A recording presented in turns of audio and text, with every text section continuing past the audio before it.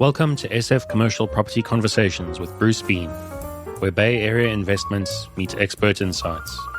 Get ready to unlock the strategies of commercial real estate success. So today we have Norman Liang with us, and Norman is an entrepreneur and a seed funding person, but he would love to talk about what's happening in San Francisco. So Norman, it's great to have you on. I just love to kind of hear how you got from Pennsylvania to California via New York and London, and even New Jersey, I guess. Yeah, no, thanks for having me, Bruce. A lot of my early story really revolved around just growing up as the son of a professor of physics Oh, who wow. first came to the US from Taiwan Mm. and landed in a place called Palo Alto. Oh, wow. And then life just kind of took him a little bit to the East Coast. And so my brother and I, we were born and raised on the East Coast, born in New York, grew up in New Jersey, and then went to Pennsylvania for college. And then after that, worked in New York and London before really, I think this calling of the internet and technology, the dot-com bubble had already burst. But I still felt a calling to call the Bay Area home. And so I rolled the dice, raised some money, and moved out here with a suitcase, got into a rental car, stayed with a friend overnight. Of course, United back then still lost my bag. Oh, And through it all, have been able to stay and continue to call Silicon Valley in San Mateo our home. Throughout the years. We've been really fortunate to be able to sort of live here and work here in the Bay Area and be able to survive and be able to, work our way, earn our way, purchase our own home, which seems to be harder and harder to do these days. And very difficult. through all of it, the thing that has always been our true calling has been, working with founders who have big ideas and big dreams of creating groundbreaking technologies and innovation that is going to become a global company. And we want them to do it, from here or with the talent and know-how in Silicon Valley and San Francisco. And that's been a large part of what keeps drawing us back, despite, having lived and worked in New York and London, even in China. Mm. Everything has really said, stay put, this is a long game. And San Francisco and the Bay Area have changed so much over the years. We've seen during the dot-com era, I know warehouses were scrambling to retrofit themselves to become dot-com headquarters. Right. Yeah. Taking equity in lieu of rent, Oh, yeah. Oh, I've forgotten those days. Yeah. Right. when warrants and options were a great way for building owners to make more than their cap rates on the real estate. But, through all of that, the glory, I think the transformation of the Bay Area, it's just been incredible now. And then we had a chance to rethink things during COVID, and we all sort of lived through differing shelter in place rules. And unfortunately, I think San Francisco, despite, wanting to be really safe for people and stop the spread of COVID throughout the city, unfortunately, I think made one miscalculation, which was the city was already overpopulated. Ah, There right. wasn't enough space, right, to maintain, their model of social distancing. And so people started spreading out, and people started spreading their wings and going around. And some places like the peninsula have benefited from that. Mm-hmm. All of the suburbs around, whether you're to the north, whether you're to the east, or whether you're to the south of San Francisco, they've all benefited from that. Because I think at the end of the day, you want to have a place you call home, but when you have to live and work in the same place and you have to live and work in a two-bedroom condo with roommates, eh, it just becomes an impossible situation, and you can't even go out to dinner. And then you Okay. can't I forgot in the pre-pandemic days. Wow, how quickly we forget. Oh my, yeah. And here we are, right? Now we've got an electric Caltrain after many, many years that That's actually is really great. It runs yeah, on time and is really quiet. The only time you really know it's even coming is when you hear the horns, exactly. or see the gates come down. But all of this, really, something to me says still, bet long on San Francisco and bet long on the Bay Area because there's so much that history and experience and knowledge that has gone into building it to where it is. And if anything, I'm an internal optimist. Well, yeah, no, I agree with you completely, and I think San Francisco is starting to creep back in some nice ways. Unfortunately, I think Oakland has a much further path to go, but maybe that too will sometime come around. I mean, pre-pandemic, everybody was moving to Oakland. That was a hot spot there for a number of years, and unfortunately, COVID completely killed that market.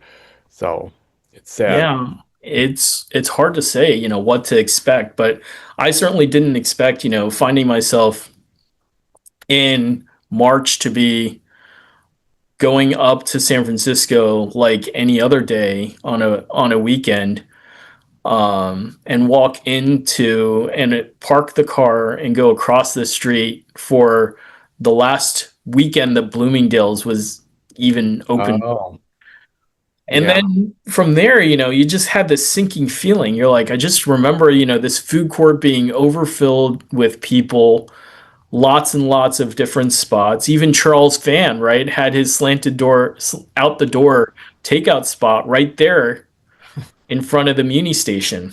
Wow. Yeah. And here we are, right? This place is empty, not full of people. Um, but then the pleasant surprise was just taking a walk through San Right. Francisco Right. and actually like walking across Market, walking up Kearny and into Chinatown, where Yeah.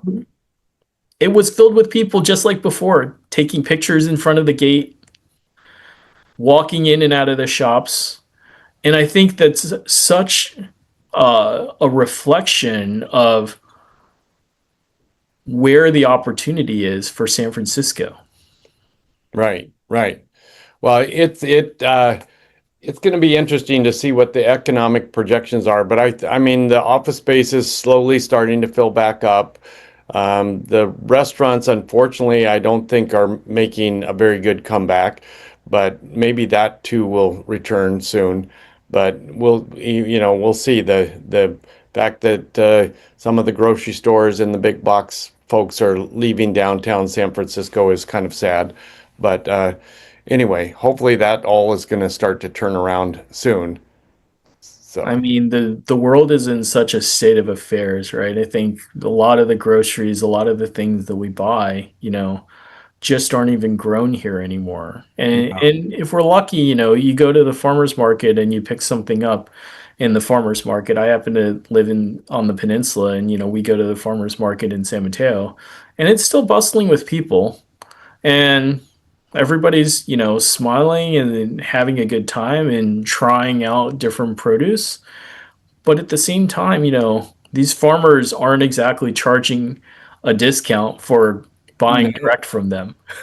no, it's very expensive. And I know the previous owner of Molly Stone's, and he's adamantly opposed to the farmers markets, which I can obviously understand. It's taking, you know, money out of their coffers, but still, it's a if you go to Paris and you get all the food on the streets and so forth, it's a much more fun environment to be shopping and enjoying outdoors and finding food that you like and so forth.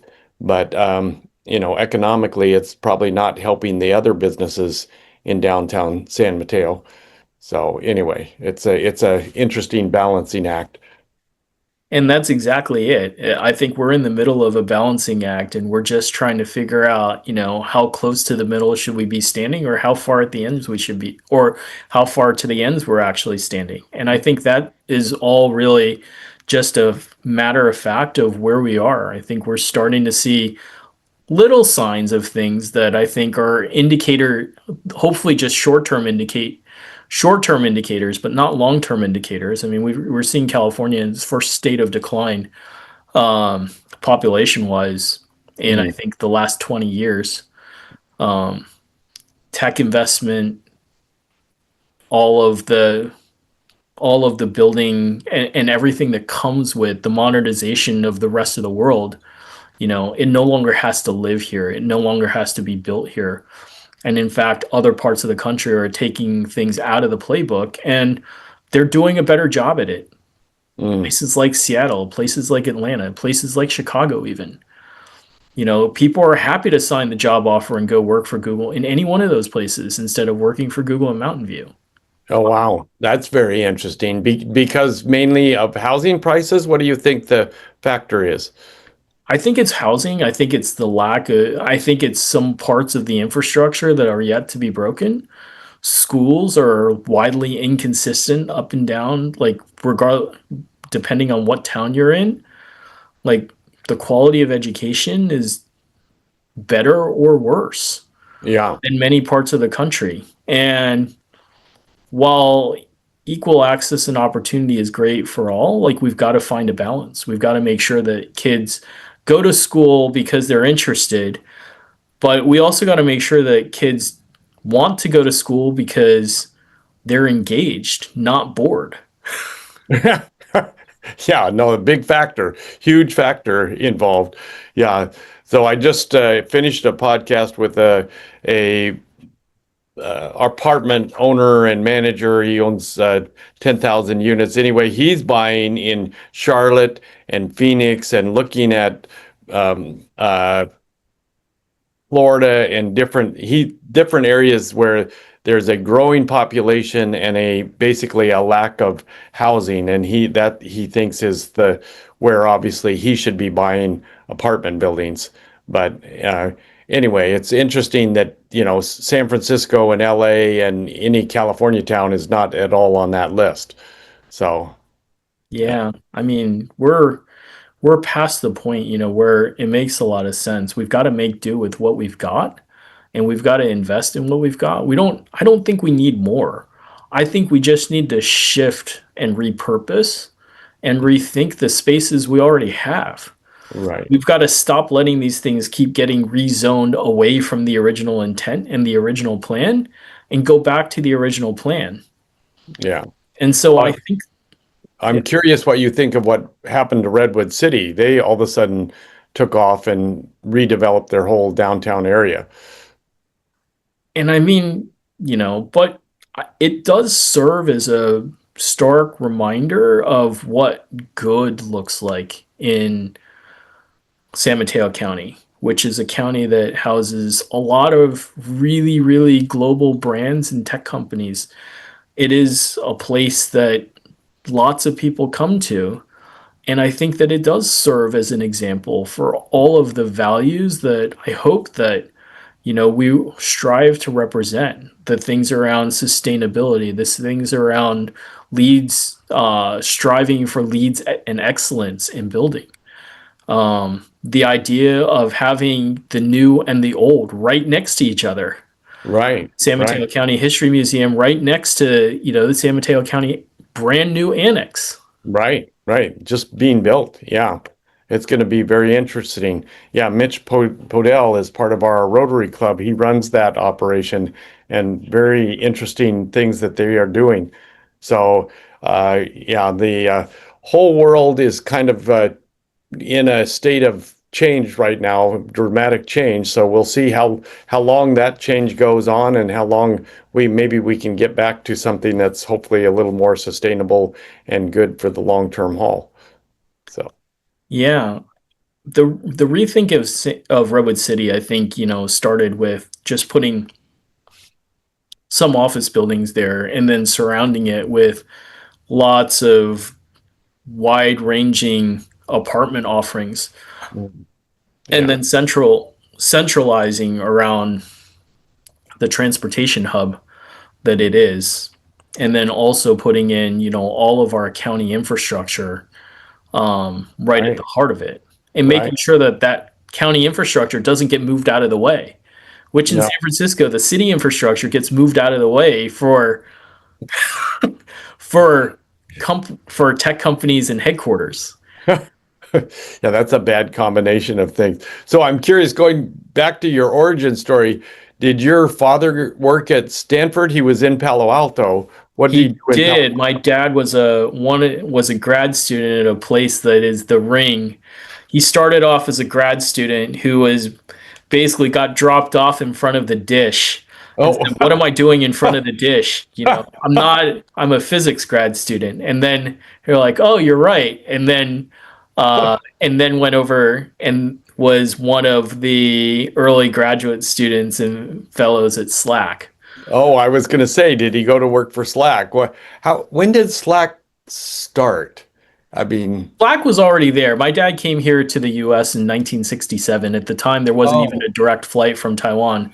oh, So he wow. had to fly to Hawaii. They stopped there and then flew over to California. It was a year where, that time, it's like, we started to see these graduate students come in and the best academic talent, be attracted to places. For my dad, it was very easy. It's like coming from a tropical island, the idea of snow in the winter was really not even something he wanted to contemplate. And so he said, I'm going to Stanford. I'm going, but then he ends up in Pennsylvania, Then where, he ends up in upstate New York, where it's like, oh, okay, okay. so upstate New York and Rochester, where it's like, I think there's a picture from when I was 2 years old, and the snow is literally, you cannot even see the toddler head on me because, because, because a lake effect snowstorm had just come through. Oh my, yeah. Well, that's a very interesting history. Well, I think we could continue to talk for another 2 hours about the history and where we're going, but for now, let's stop where we are. So, Norman, where can people get a hold of you if they want to talk a little bit further about San Francisco and the history and future of? I mean, my personal email is always just norman.liang@gmail.com. And you can always, anybody can email me and go ahead and ask questions about what it's like to be a business investor in San Francisco, to be building something local in San Francisco, working on small businesses that are really now local institutions in San Francisco, all the way to what I think about how tech can coexist with all of these local businesses and be supportive of these local businesses. Well, just as a side note here, before we finish, I noticed that you did work for GoPro for a little while. I did. Yeah, I did. It was the manifestation of a dream. I kept driving by the office in San Mateo, right on 92, right. off Yeah. of Hillsdale by the CSM, and said, I want to work in that building one day. And so I did. It was during the pandemic, and I think GoPro, is a great company, and I hope that it continues to find its path. It's just another one of a example of how unforgiving consumers are of technology Wow. these days, and how you have to keep building and expanding and growing and thinking about different ways that of how we coexist with technology that's pervasive in our lives. So I can have a camera, but I can have a smartphone. uh, how do I use them together? Mm. I think we're still trying to figure that out. And I think, as somebody who oftentimes is known to drop my phone because I have too many things in my hand, I certainly can I certainly can agree that, sort of having a camera that's just there is great, but I think new ways of connectivity, like I had this dream of, really connecting cameras straight to the internet over our wireless networks, and we're still not there yet. Like, you still Oh, can't buy a camera that connects straight to the phone. You can stream from your really? cell phone, Right. Right. but you don't have a camera, you don't have a video camera today that you buy and stream from straight to the internet without a wireless Wi-Fi connection. Well, oh, wow. That's very interesting, huh? I never knew that. So you also, correct me if I'm wrong here, somehow you worked with Alibaba on their funds or I did. So yeah. I also, I did. So I also was part of an early team that was brought in to run the Alibaba Entrepreneurs Fund, which was a global initiative by Alibaba to support startups around the world. Oh wow. The first markets that Alibaba was investing in at the seed stage were Hong Kong, where Alibaba was headquartered, and Taiwan, which was right next to China. So Alibaba was investing off the balance sheet in startups there. And what I learned through that was I think that I admire the company for so many different reasons. I think Mm, the company had all of the best intentions to continue to build thriving startup ecosystems. And I think that it's an example of it's an example that you can use to point towards how should a for-profit company exist in a communist society? yeah. What's the No, balancing act? that I think we could probably talk about that one for another 2 hours, probably. That's probably a very interesting conversation. I mean, there are any number of companies in that same category, right, from China that are basically capitalist companies, but in a communist regime. I mean, at the end of the day, right? Every company that lists themselves on the stock on Yeah. the US markets, right? I Yeah. don't think I invest in anything that's got no growth or no dividend or no profit to distribute. I don't think we're looking for lost leaders on, when we buy, stock in companies.